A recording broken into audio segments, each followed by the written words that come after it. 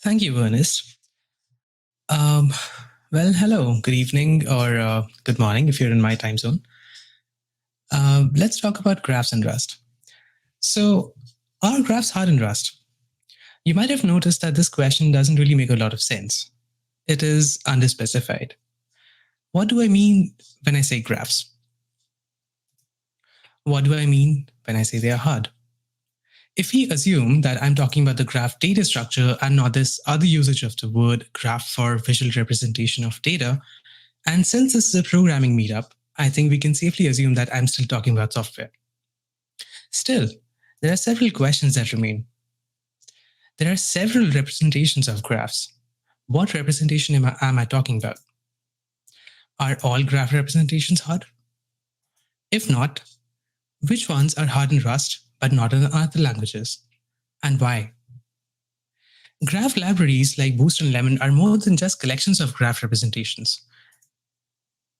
What are these other components of these libraries? Are these other components hard in Rust too?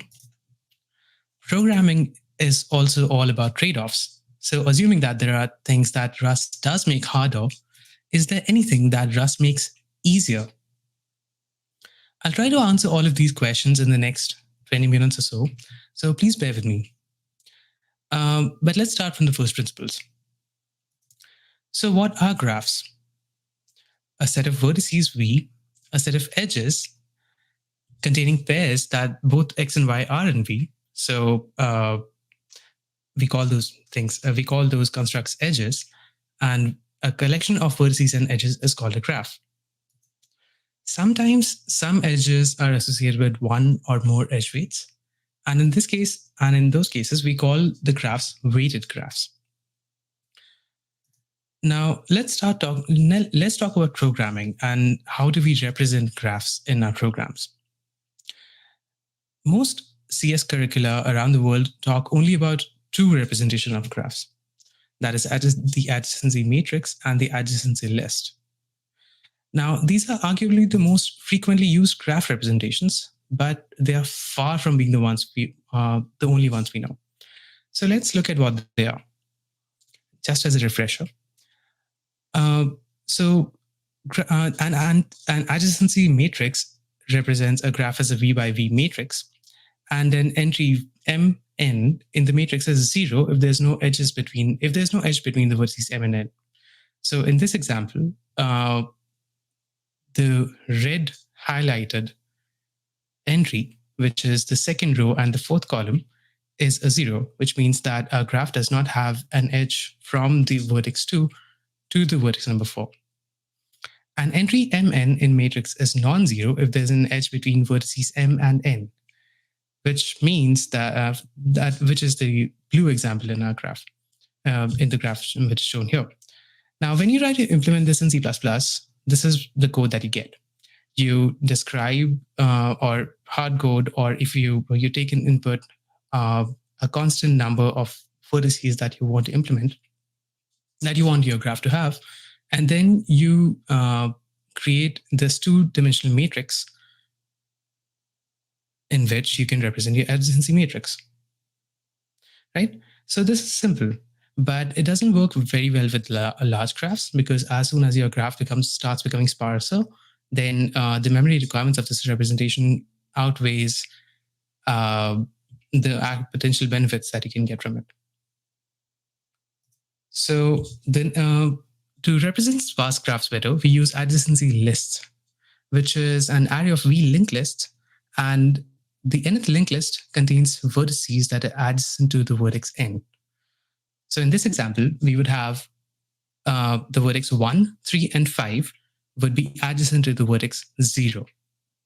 2 and 6 would be adjacent to the vertex number 2. And here is an example of what we call a self loop, which is an edge from a vertex to itself. Now, in practice, we typically don't implement them as linked lists because, again, linked lists are bad for your memory, are bad for your caches. So they often take the form of a vector of vectors. So in this example here, we see that we have created a struct called arc, which contains the node and an unsigned weight.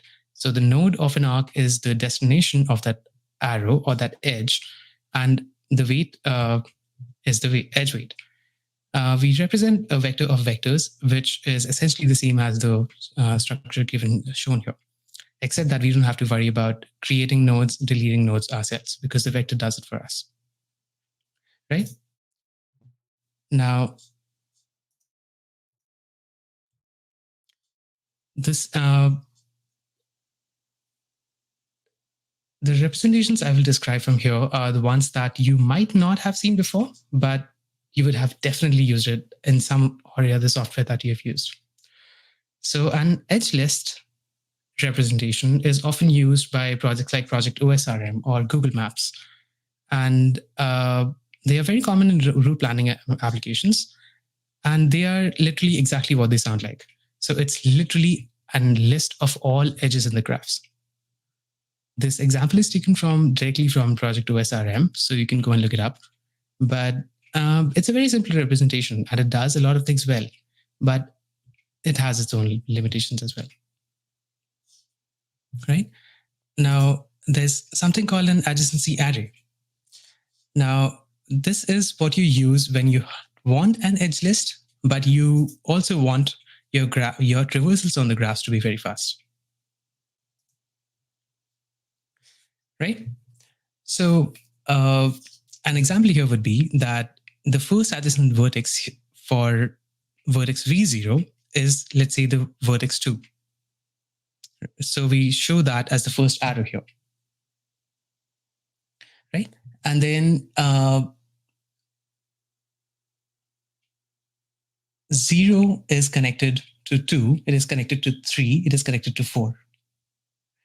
Then vertex 2 is connected to the vertex 1 and vertex 8. We represent them as this list of vectors, which is a transform that you must have seen if you have ever tried to implement an entity component system. And this is basically the array of structs to the structs of array conversion.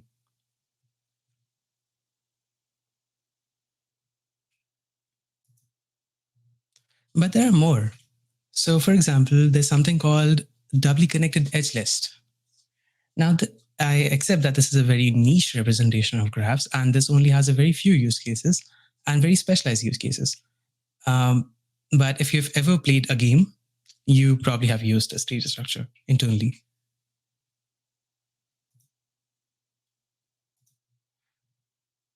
So DCell, the thing that sets DCell apart is that it does not store only the vertices or the edges. It also stores the faces of the graph. And more than that, it allows you to efficiently manipulate the values that are stored inside the graph. This is something very unique to it. So given that most edge lists or the other representations that we have talked about are not designed for efficient modifications. They are designed for efficient accesses. They are designed for efficient creations or bulk uploads, but they typically don't work very well when you want to have random access on the graph. And this is why this representation is very commonly used in Voronoi diagrams.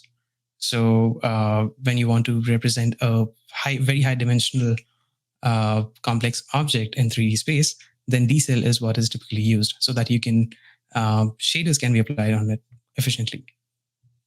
And finally, I think the last representation I'm going to talk about today is the pointer and struct graph, which is probably the closest to what we think of graphs as. So every node here becomes a struct, and every node stores a list of pointers to other nodes. So in C++ parlance, it would be an std vector of node pointers that is stored at every node of the graph.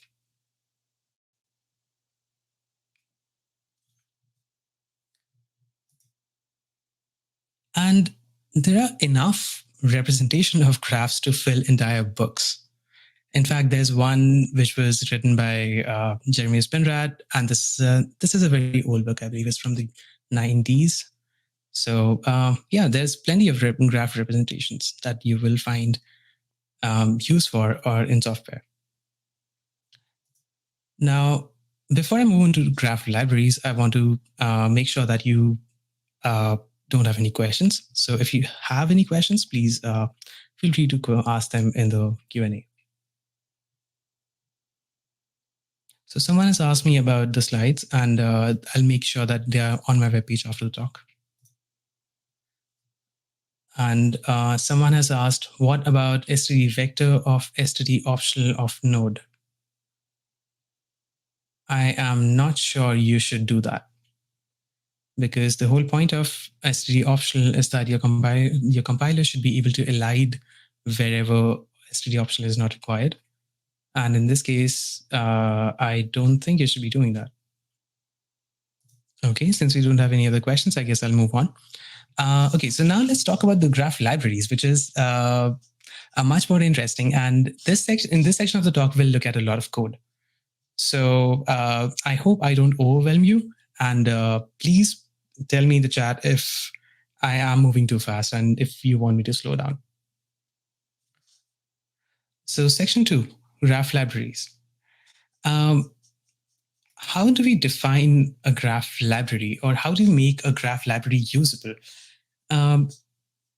There's a lot of work that has gone into this question, and my favorite representation here would be, my favorite quote here would be out of this paper called Design Patterns for the Implementation of Graph Algorithms by Dietmar Kohl. The paper is almost as old as I am, but I really think anyone who implements graph algorithms should take a look at this paper. So the authors say that whatever the requirements imposed on the representation are, the actual accesses are done using an indirection. The iterators, the data accessors, the graph traits, and the decorators. This decouples the implementation from the representation of the graph. And this is considered a good practice when you're implementing a graph library.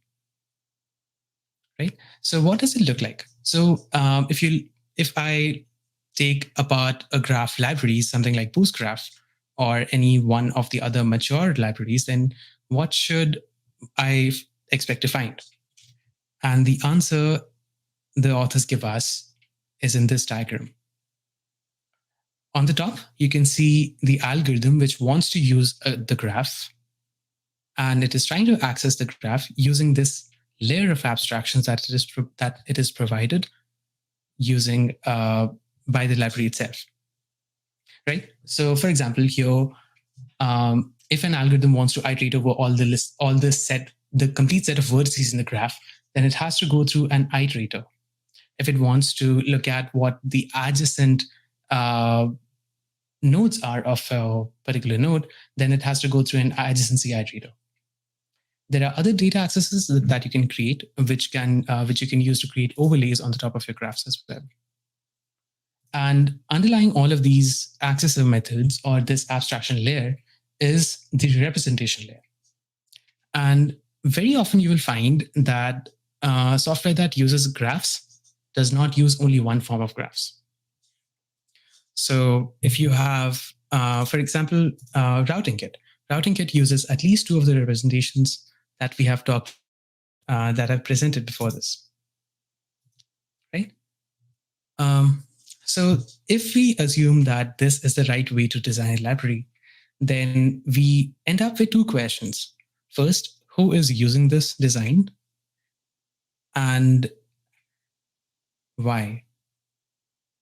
Right? And the answer to both of those questions is nearly all mature libraries either are using this design, or they are tending to use towards this design. So for example, BoostGraph is very close to this. The internal structure of BoostGraph looks very close to this diagram. And for Lemon, it does not reach the level of sophistication of this diagram, but it's getting close.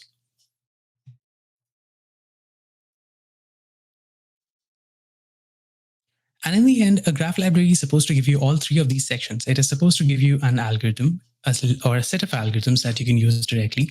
It is supposed to give you a layer of abstractions, and it is supposed to give you a set of representations. And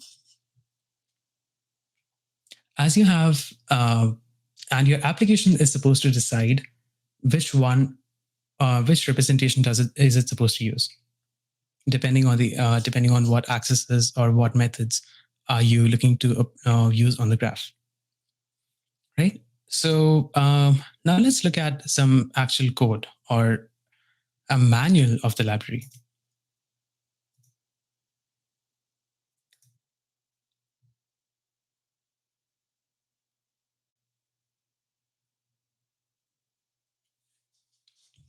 So this code is from the BGL, which is the Boost Graph library. There's a manual that was published about 15, 20 years ago that came with the library. And it's the first chapter of this book says the BGL defines a collection of concepts that define how graphs can be inspected and manipulated.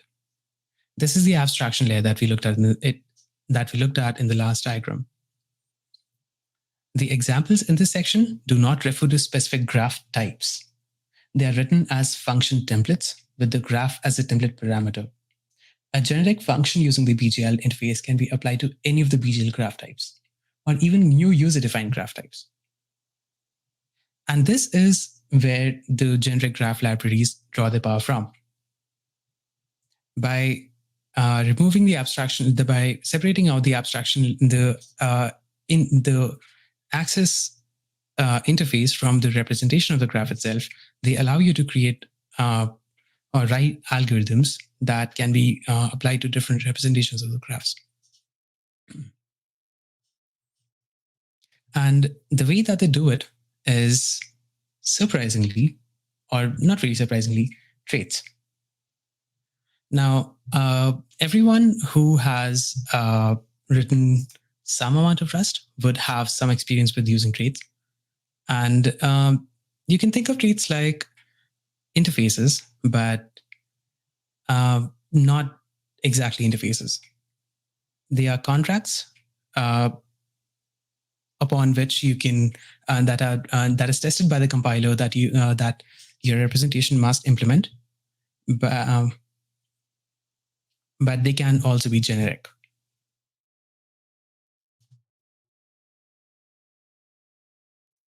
Let's look at some real code.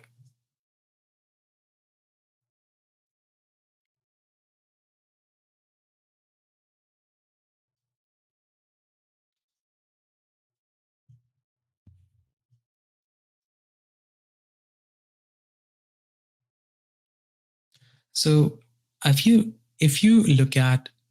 start looking at the Boost Graph library, the first thing that you find is that it is full of traits.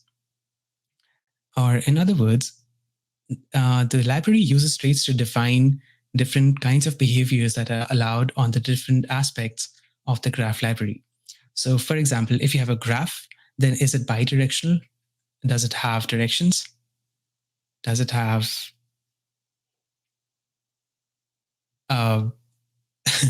does it have random access to its edges allowed, or what is allowed and what isn't? These traits define the operations that are allowed on the graphs and on edges, and they are also used to mark different graphs that you have with the kind of graphs that they actually are. So if it's an adjacency matrix, then you would implement this trait on the graph, right? Now, before I go ahead, if you have any questions, I will wait for a couple of seconds for them. Okay, and there are no questions. I'll go ahead.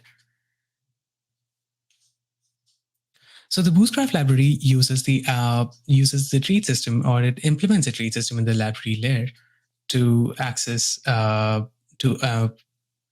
allow different kinds of accesses to different components of the graph, right? That is what we just discussed. So let me show you a few more examples of it.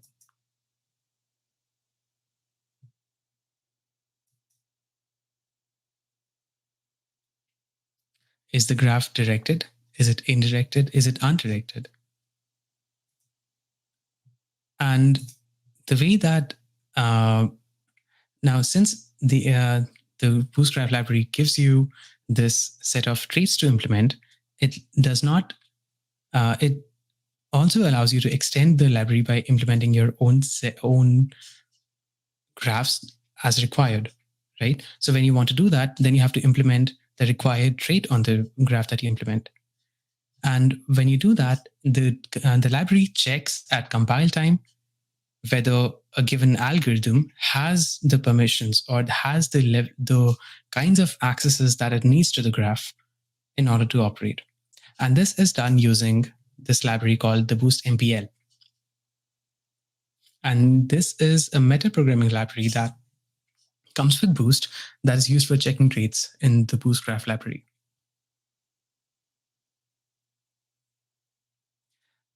So someone has asked, is a C++ template a C++ trait? Well, no, because templates have no constraints whatsoever. You can create a template and you can initialize it with any data type. There's no check at compile time. Traits are closer to concepts, but they are not exactly similar to. They are close to concepts, but there are still differences. Traits are much stricter because if you have a set of traits, then your compiler checks all of the required traits at compile time. Whereas with concepts, it is only the minimal requirement. So let's say if your trait says that you should implement your data structure is required to implement functions X, Y, and Z, then the Rust compiler will not allow you to have additional functions. Whereas with C++, if you have a concept, then that is only the minimal functionality required, and you can add any other concepts on the top of it.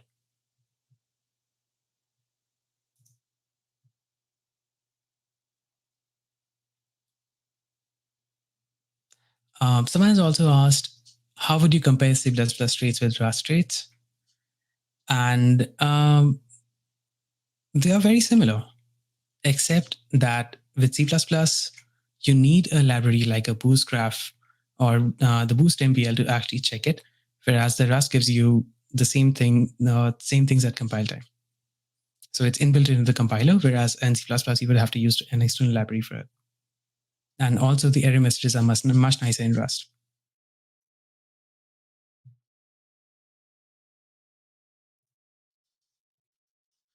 And you see this pattern repeats again and again.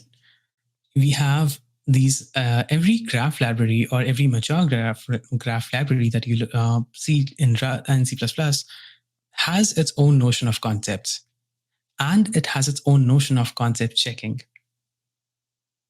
And there's a lot of mental gymnastics involved in trying to actually get them to check at compile time.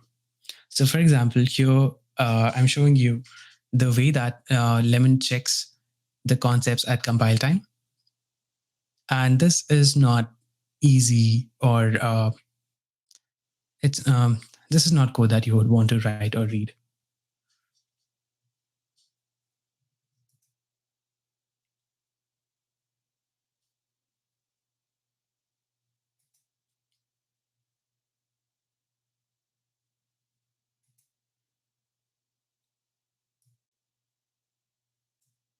So let's talk about the Rust libraries now. Trait is a first-class citizen in Rust. So trait is a keyword, and you're allowed to create a trait and then implement that traits for different data types. And what I'm going to do for the next couple of minutes is show you more examples of how to create traits and how to implement traits on required structs.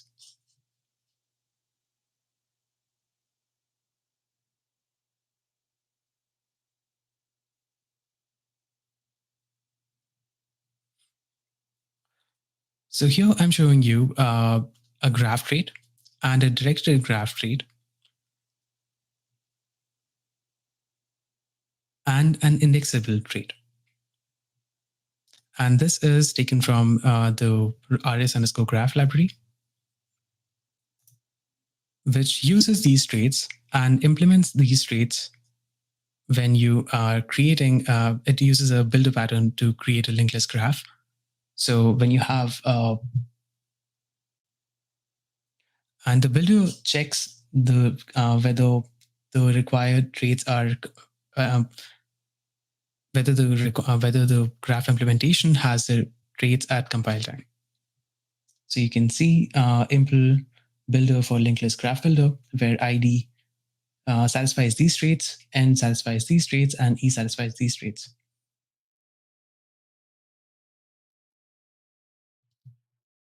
Right? And again, this is a pattern that you will see in, again, most of the Rust libraries, or almost all of the Rust libraries. It is based on so this is from Rust row router, which is an excellent trait if you want to have fast routing algorithms on road networks. And it also does the same thing. So it implements a trait graph, and it has link iterable, which is it allows you to iterate on its edges. And there's mute link iterable. So it allows you to not only iterate, but also change the values or weights stored in an edge. And then it uses the same traits and implements those traits on the required graph data structures. So we have seen enough code now. And the first thing that we need to realize is that traits being first-class citizens in Rust saves us from metaprogramming tricks that you would have to do in C++ and the boost in PL. So instead of doing metaprogramming in libraries, it is instead given to you by the compiler itself. So are generic graph interfaces hard in Rust? I would argue no.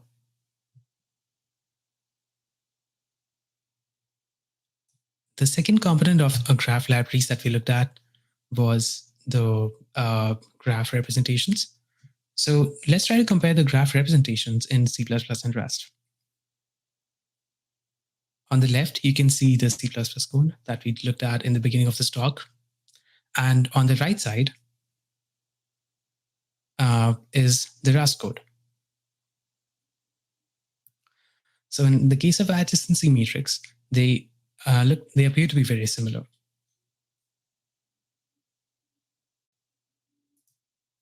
The same thing happens when you try to implement an adjacency list. You create you create your edge, you create a graph, which is a vector of edges, which is exactly the same as what you would have done in C++ as well.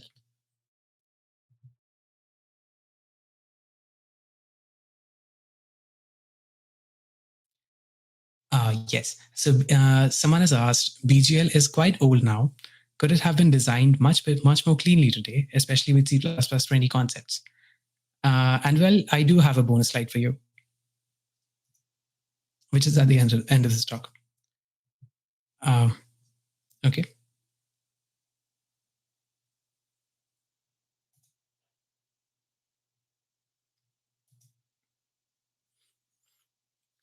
And finally, I think there is an elephant in the room that we need to talk about, which is the pointer instruct graph representation. This is easy to do in C++ because, again, there is no borrow checker.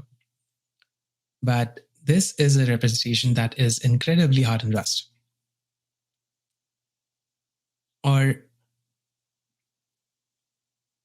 But this is a good recurring pattern with Rust, because whenever Rust makes things hard for you, you need to actually stop and ask, do you need it? Do you really need it?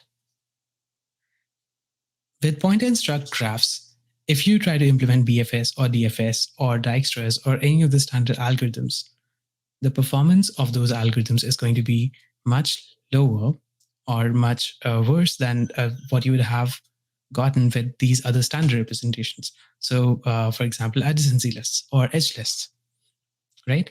So, and the reason for that is because cache misses. An adjacency list has excellent cache performance because all the edges are stored contiguously, right? Whereas in this case, And you would have to fight the Rust border checker and implement and use RC, ref cell, all of those complicated structures and interior immutability to be able to implement all of this. In other words, or an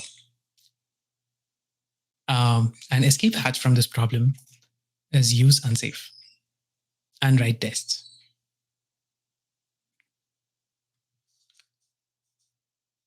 Now, here is a comment that I would like to give out to the Rust community, which is that I think, at least in my view, or for the kind of these graph representations, we, as a community, we need to look at or stop thinking of unsafe code as bad code. It is not necessarily bad. Unsafe code is unsafe is as much as a part of Rust as any other keyword. And unsafe Rust code is still Rust code. Someone is asking whether you could use RC arc. Well, you can, but it depends. So if you're modifying things, then if you want efficient graph modifications, then RC arc might become very difficult to implement very quickly.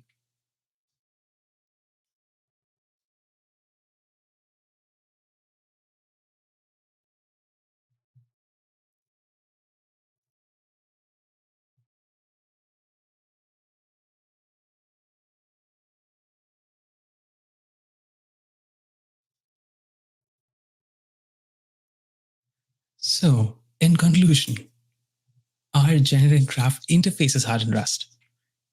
I think we have seen enough examples to say conclusively that no, they are not. So are some graph representations hard in Rust? Well, not really. But pointer and struct graphs might need unsafe, and they might need tests. But you shouldn't be using pointer and struct graphs anyway. You really shouldn't. For representations that you should use, the Rust code looks a lot like C++ code. So, going back to our initial question, are graphs hard in Rust? Perhaps a good answer to this question can be found if we look at the second word in this question, which is hard. And there's an excellent paper called Harman's Hardness Arguments by Elijah Milgram. And he says a problem is easy if you can do it in a reasonable amount of time and a reasonable amount of effort without overtaxing your memory and so on. A problem is hard if it is not easy. So if we use this definition of hardness, then I would argue that using unsafe and writing enough tests, graphs are not hard in Rust. Thank you. And before I finish, I would like to give a huge shout out to all of these people who helped me write this talk. And Tim Zeitz, Dave, Daniel, Peter, Lawrence, Suham, all of you, thank you for all of your work. And thanks for all the feedback that I got. And before I finish, I want to remind you that we in technical community or as programmers, we are lucky. And with everything that's going on in the world, it is our responsibility to help others who are less fortunate. I speak to you as a beneficiary of or a student of one of the schools run by one of these charities. And yeah, I encourage all of you to donate. And I hope you have a great evening. Thank you for your time. And you can find me on Twitter, GitHub, or LinkedIn. And if you have any questions about graphs, let me know. Thank you.